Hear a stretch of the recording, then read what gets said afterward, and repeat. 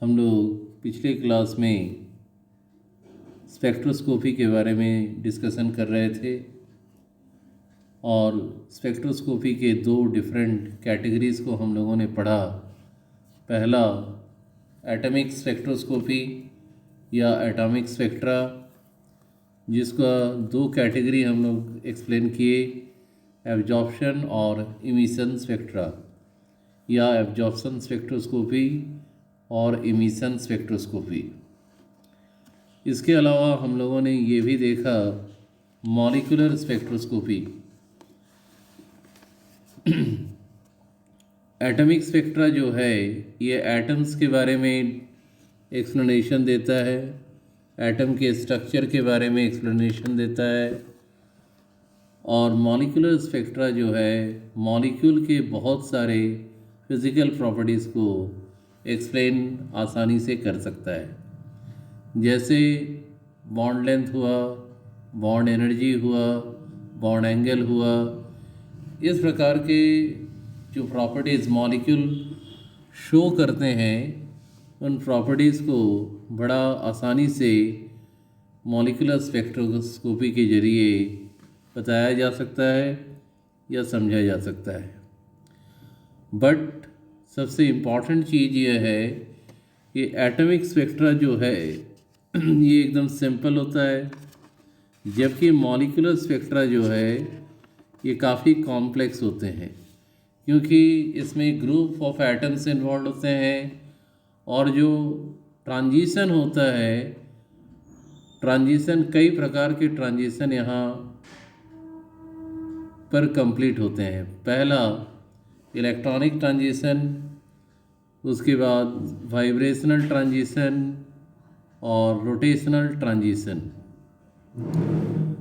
इन तीनों प्रकार के ट्रांजिशन के कारण इलेक्ट्रॉन जो है वो डिफरेंट एनर्जी लेवल्स में क्या करता है, लोअर स्टेट से हायर स्टेट में जंप करता है और यहाँ पर सीरीज ऑफ लाइंस जनरेट करते हैं। Therefore molecular spectra is also known as band spectra, और स्पेक्ट्रम को हम क्या बोलते हैं, बैंड स्पेक्ट्रम। अब यहाँ पर सबसे इम्पॉर्टेंट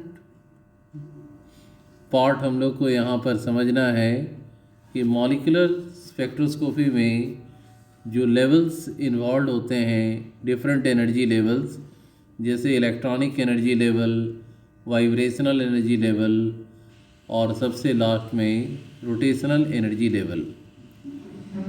ये क्या है? दो सिंपली ऑर्बिट्स को अगर हम बात करें तो ऑर्बिट्स को हम लोग एनर्जी लेवल कहते हैं, क्योंकि इनका एनर्जी जो है क्वांटाइज्ड या फिक्स्ड होता है। तो डिफरेंट ऑर्बिट्स को हम इलेक्ट्रॉनिक एनर्जी लेवल्स के नाम से जानते हैं और इसको रिप्रेजेंट करने के लिए प्रिंसिपल क्वांटम नंबर का यूज़ किया जाता है, जिसे n से हम रिप्रेजेंट करते हैं। अब मॉलिक्यूल में वाइब्रेशनल लेवल भी एग्जिस्ट करते हैं और ये वाइब्रेशनल एनर्जी लेवल किसका पार्ट है? न इलेक्ट्रॉनिक एनर्जी लेवल के पार्ट को वाइब्रेशनल एनर्जी लेवल हम लोग कहते हैं। और वाइब्रेशनल भी कई सब लेवल्स में ब्रेक कर जाता है, सब एनर्जी लेवल्स में, जिसको हम रोटेशनल सब एनर्जी लेवल या रोटेशनल एनर्जी लेवल के नाम से जानते हैं। इलेक्ट्रॉनिक एनर्जी लेवल को हमने बताया n से डिनोट करते हैं, वाइब्रेशनल को v से डिनोट किया जाता है और रोटेशनल एनर्जी लेवल को j से डिनोट किया जाता है।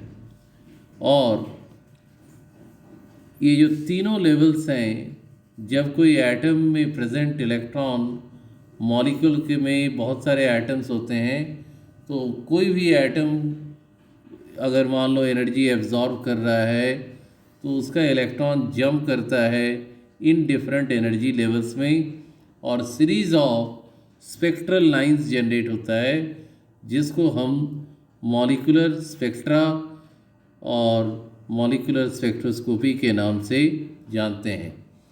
जैसा कि हमने बताया, इलेक्ट्रॉनिक एनर्जी लेवल को प्रिंसिपल क्वांटम नंबर से डिनोट करते हैं, वाइब्रेशनल एनर्जी लेवल को V से डिनोट करते हैं, और इसे हम 0, 1, 2, 3 etc करके दिखा सकते हैं या एक्सप्रेस कर सकते हैं। और इन वैल्यूज़ को हम कह सकते हैं वाइब्रेशनल क्वांटम नंबर।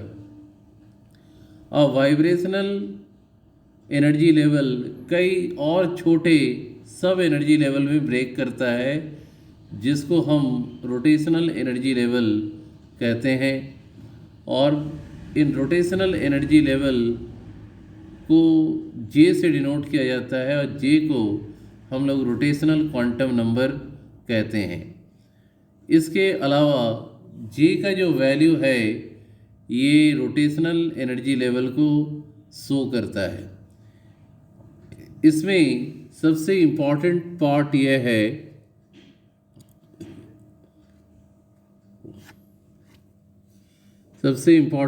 इसका ये है कि जैसे ही हम डायग्राम को ड्रॉ करेंगे इलेक्ट्रॉनिक एनर्जी लेवल्स का, उसके साथ वाइब्रेशनल एनर्जी लेवल का और रोटेशनल एनर्जी लेवल का, तो हमें इस तरह का डायग्राम देखने को मिलता है। ध्यान से देखें, बहुत ही इम्पॉर्टेंट। यहाँ पर स्टार्ट में देख रहे हो, हम यहाँ ऊपर में शो कर दिए हैं electronic energy level. Electronic energy level को हम लोग N से रिप्रेजेंट कर रहे हैं, और उसके बगल में वाइब्रेशनल सब एनर्जी लेवल जिसको हम V से डिनोट कर रहे हैं। और इसके अलावा एकदम लास्ट में रोटेशनल सब लेवल या रोटेशनल सब एनर्जी लेवल जिसको हम J से डिनोट करते हैं। तो सबसे पहले अगर ध्यान से देखोगे, नीचे से स्टार्ट करना है। इलेक्ट्रॉनिक एनर्जी लेवल जो है इसको हम लोग 1 से डिनोट कर रहे हैं। फर्स्ट इलेक्ट्रॉनिक एनर्जी लेवल 1, और इलेक्ट्रॉनिक एनर्जी लेवल के करस्पॉन्ड में ये जिसको जिसको टिक कर रहे हैं ये वाइब्रेशनल एनर्जी लेवल है। और वाइब्रेशनल एनर्जी लेवल के करस्पॉन्ड में यहाँ पर हम लोग देख सकते हैं कि ये जो साइड में नंबर दिया गया है 0, 1, 2, 3, 4, प्रत्येक वाइब्रेशनल लेवल का ये रोटेशनल एनर्जी लेवल को शो किया गया है। तो ये काम हम लोअर इलेक्ट्रॉनिक एनर्जी लेवल में दिखाएं, और इसी प्रकार से हायर इलेक्ट्रॉनिक एनर्जी लेवल जो हम रिप्रेजेंट कर रहे हैं 2 से, तो यहाँ ये हायर इलेक्ट्रॉनिक एनर्जी लेवल, तो 2 का वाइब्रेशनल लेवल क्या हो गया 1, 2, 3, 4, और प्रत्येक वाइब्रेशनल लेवल देख रहे हो कि रोटेशनल लेवल में ब्रेक हो जा रहा है। तो इसमें अगर हम देखें इन सारे डायग्राम को ऑब्ज़र्व करने के बाद हम लोग ये कह सकते हैं कि सबसे ज़्यादा, ध्यान से देखोगे, सबसे ज़्यादा एनर्जी गैप किसके बीच में है न इलेक्ट्रॉनिक एनर्जी लेवल के बीच में 1 और 2 काफ़ी ज़्यादा एनर्जी गैप यहाँ पर हम लोग को देखने के लिए मिल रहा है। तो मैक्सिमम एनर्जी गैप जो है वो इलेक्ट्रॉनिक एनर्जी लेवल में है, और वाइब्रेशनल में उसके बाद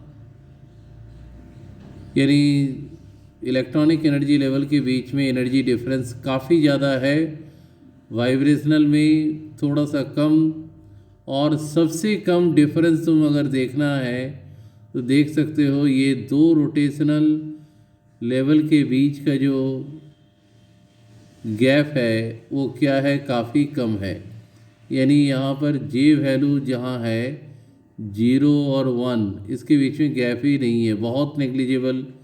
फिर 2 और 3, तो इस प्रकार से यहाँ पर डिफरेंट एनर्जी लेवल को हम एक्सप्रेस कर सकते हैं। और हमारा एक्सप्रेशन क्या बता रहा है कि difference in electronic energy level is maximum, then vibrational and very minimum in case of rotational. तो ये डायग्राम को हम लोग इस तरीके से देख सकते हैं। इसके बाद हम लोग जहाँ पर थे उस टॉपिक को थोड़ा फिर से देखेंगे। तो डिफरेंट एनर्जी लेवल्स हम लोगों ने शो कर दिया, डिफरेंट एनर्जी लेवल हम लोग यहाँ पर शो कर